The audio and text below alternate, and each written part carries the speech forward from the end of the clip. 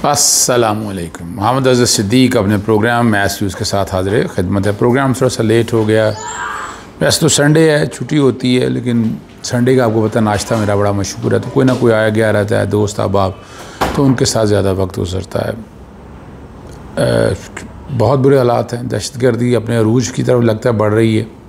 क्या कहेंगे इसको।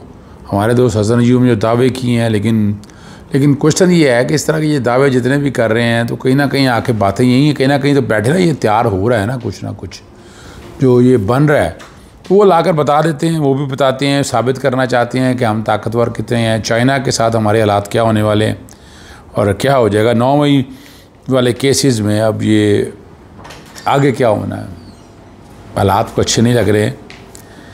आहिस्ता आहिस्ता सज़ाएँ सुनाई जा रही हैं। इससे पार्टी अल्टीमेटली कमज़ोर हो रही है, लोग सड़कों पे निकल नहीं रहे। मौलाना फजलुर रहमान के बारे में मुतज़ाद राय हैं और बड़ी वजाहत के साथ एक चीज़ आपके सामने मैं रखता चलूँ। दूसरा, जमशेद जस्ती की नाअहली को चैलेंज किया हुआ है, मुल्तान बेंच में लगा था, चूँकि जुरिसडिक्शन वहाँ की बनती है, उसको चैलेंज किया गया। जस्टिस सदाकत अली खान साहब ने लार्जर बेंच का, बड़े अहम सवाल है, जैसे मैंने आपके सामने रखा था कि वो ऑर्डर जो है विदाउट जुरिसडिक्शन इल्लीगल है और स्टे मैटर है यहाँ। लेकिन जो सबसे दिक्कत है ना, वो लाहौर हाई कोर्ट के हवाले से 32 सालों में मैंने नहीं देखा कि आप इस तरह इंसाफ के दरवाजे बंद करते हैं, यानी स्टे जेन्युइन इश्यूज़ भी नहीं लग पाते।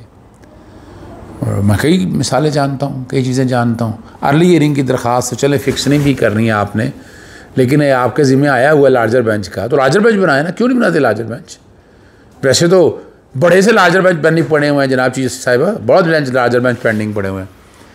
वो बनाने में हर्ज क्या है, बनाएं, एक ही दफ़ा लगाएं, जो भी तय होना है तय हो जाए। यानी इस तरह अदालतें कंट्रोल होती हैं, वो किसी को अच्छा लगे या बुरा लगे। हाँ, वैसे अर्ली हियरिंग की दरख्वास्त छुट्टियों में नहीं लगती है। जमशेद दस्ती को अर्ली हियरिंग की बजाय बाकी चीज़ों की तरफ चलना चाहिए। दरख्वास्त दायर कर दी है और उन्हें खुद चलाना चाहिए, मीडिया में आए, प्रेस कॉन्फ्रेंस करें, आकर खुल के बातें करें, यानी बैक फुट पे तो ना रहना, फ्रंट फुट लाइन पे खेलने आकर। यहाँ अदालतें इस तरह कोई नहीं है, जब तक मीडिया पे नहीं चलेगा, सोशल मीडिया पे नहीं चलेगा, प्रेस कॉन्फ्रेंस नहीं कहेगी, कोई मुजाहरा नहीं होगा, तब तक ये मामले स्टैंड स्टिल रहने हैं। ये फ़र्क है, ये फ़र्क है, याद रखना। और अमन की आस लगाए अरबों की मादनियात का मस्कन खैबर पख्तूनख्वा आज भी प्यारों की कुर्बानियाँ दे रहा है। पंजाब में बज़ाहिर अमन है, नज़र यही आ रहा है, लेकिन और इस तरह दहशतगर्दी के वाक़यात अब नहीं हो रहे जिस तरह माजी में हो चुके हैं। पंजाब में आपको पता है या ज़राअत है या कॉरपोरेट सेक्टर है और सनद वगैरह है। किसान से मनमानी करके किसान को तो कंट्रोल कर लिया गया, चुप करा दिया गया। बाकी चीज़ें भी सारी हैं, मज़ामत की ज़िंदगी यहाँ पर है कोई नहीं। मादनी वसाइल पे जो कब्ज़ा करना चाह रहा है, और उसने सियासी जमातों में भी अपने पंजे गाड़े हुए हैं। ये जो बदनमनी की जो सूरत हाल है, इसको कंट्रोल कैसे करना है ये देखना पड़ेगा आपको।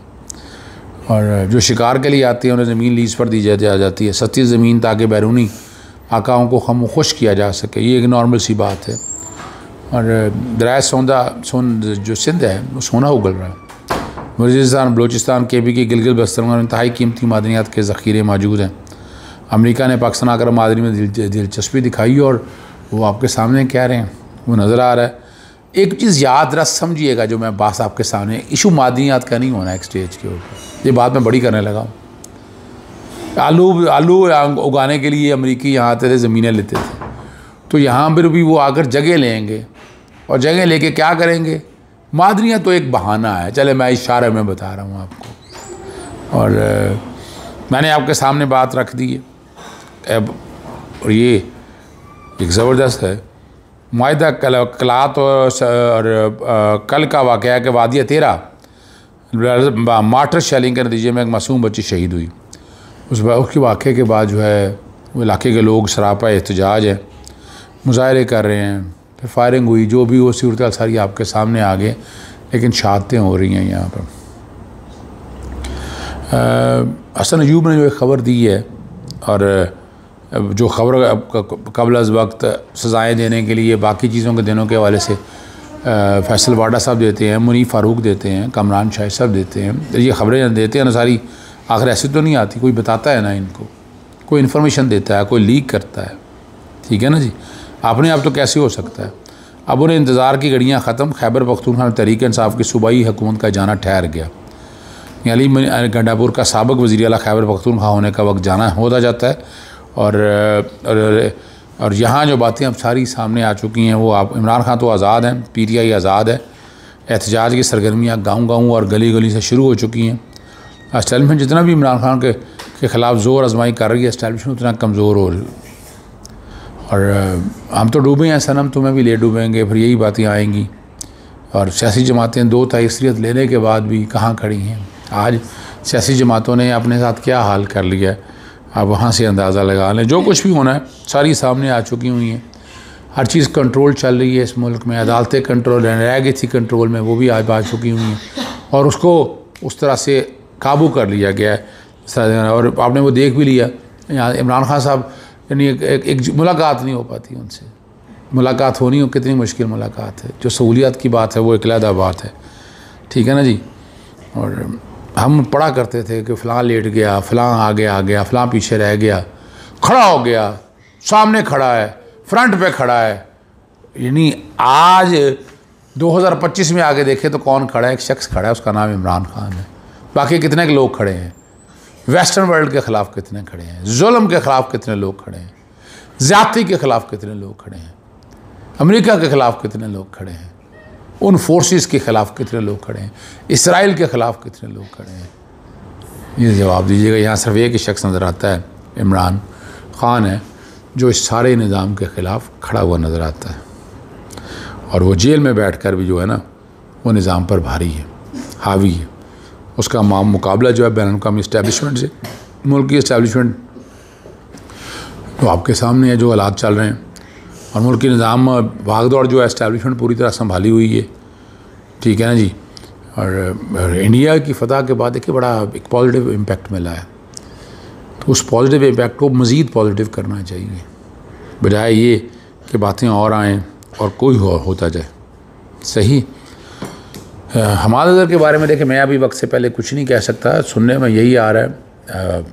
सियासी जमातें तो मुतारक होती हैं, पार्टी को कमज़ोर करना होता है, इस्टेब्लिशमेंट भी अपने तक काम कर रही होती है, तो लोग सवाल तो उठाते हैं। मैंने भी बड़े लोगों को तसल्ली दी, मैं कहा 2 साल नहीं थे तो अब तकलीफ़ें देखें, मुश्किलें तो देखें। फिर लोग सवाल करते हैं कि अगर 2 साल वो नहीं थे तो उन्हें पाकिस्तान से बाहर तो नहीं थे, यहीं कहीं थे। तो मैं बताता हूँ, जहाँ कहीं छुप के बैठ के देखे, मुराद सईद भी तो बैठे हुए हैं। मैं तो मुराद सईद बाहर नहीं आया। अब इन पर मेरे पास तो जवाब नहीं है इन चीज़ों का कि एक्चुअल क्या है, क्या मामला चल रहे हैं, किस तरह चल रहे हैं। फिर अफवाहें यही उड़ाई गई कि जनाब मुस्लिम लीग नून में ज्वाइन कर रहे हैं। मेरा नहीं ख्याल है हमाद अज़हर इस स्टेज के ऊपर पाकिस्तान तहरीक इंसाफ छोड़ के मुस्लिम लीग ज्वाइन कर ले, लेकिन उनकी पोजीशन अपनी है, उनकी अपनी सियासत का अंदाज़ अपना है। लेकिन ये मुझे नहीं नज़र आता, उसने कुर्बानियाँ दी हैं, मानना पड़ेगा हमाद अज़हर ने कुर्बानियाँ दी हैं। मज़हर अब्बास ने एक बड़ा इंकशाफ कर दिया। उन्होंने कहा कि हमने हैंड ओवर किया था आफिया सिद्दीकी को, वो जिस निज़ाम में मतलूब थी उनका उस पर कभी ट्रायल ही नहीं हुआ। जिनको हैंड ओवर किया था उस इल्ज़ाम पर तो उनका ट्रायल हुआ नहीं है। और वो कहते हैं मेरे ख़्याल में इसहाक डार को डॉक्टर आफिया के इसका पता ही नहीं था, और बदकिस्मती से पाकिस्तान ने उनको वापस लाने के कोई भी एफ़र्ट नहीं की। मियांवाली के अंदर 9 मई का ट्रायल चल रहा है जुडिशल कॉम्प्लेक्स में, और पील के रोज़ इंसाई दहशतगर्दी सरगोदा में सुनाया जाएगा। लेकिन मौसूल होने वाली इतलात के मुताबिक पुलिस ने इस केस में नामजद मुल्ज़मान सियासी कारकुनान के घरों पर छापे मारने का सिलसिला शुरू कर दिया, ताकि फ़ैसला सुनाने से पहले ही कारकुनों को गिरफ़्तार कर लिया जाए। इस वक्त रात मियांवाली में पुलिस चादर और चादरवादी के तक़द्दुस को पामाल कर रही है, जो न सिर्फ आइनी बल्कि गैर कानूनी के मामलों की खिलाफ वर्जी भी है। ये बात जो है ना, ये आपके सामने रख दी है। चलें, वो पता होता है ना, आपको पता है यहाँ कौन सा दौर है, यहाँ अदालतों के फैसले हारे को पता है, मुल्ज़मान का भी पता होता है, तो कोई मुश्किल बात है, कोई मुश्किल होने की बात नहीं। एजाज़ सईद ने मौलाना फजल रहमान को बेनकाब कर दिया। इस पर सभी जानते हैं पाकिस्तान अमेरिका को अहमियत देता है, यूरोप में उसको कोई खातिर खा इज़्ज़त नहीं है। पाकिस्तान के ताल्लुकात से फ़ायदा उठाते हुए अमेरिका चाहता है कि कीमती आमदनियाँ ले उड़े, और उनके मुताबिक ये हमारे मादनियात को अमेरिका वाले करने के लिए इस्टेब्लिशमेंट ने मौलाना फजल रहमान को टास्क दिया। यकदम मौलाना उठकर कबाली इलाकों का अलग सूबा या दोबारा FCR की हमायत में खड़े हो गए। कबाली बैंड में मौजूद दहशतगर्दी भी इस गेम का एक हिस्सा हो सकती है। बस बहरहाल बातें कुछ भी कह सकते हैं, हालात कुछ भी हो सकते हैं, लेकिन मादनियात असल वजह नहीं है। ये समझ आइएगा, मैं आपको बात बता दूँ। असल वो यहाँ पर आकर पंजे गाड़ना चाहते हैं। अगर हमने फ़ैसला कर लिया तो हम कौन है, हम कुछ भी नहीं है जी। इजाज़त चाहता हूँ। अस्सलाम वालेकुम, अल्लाह हाफ़िज़। पाकिस्तान जिंदाबाद।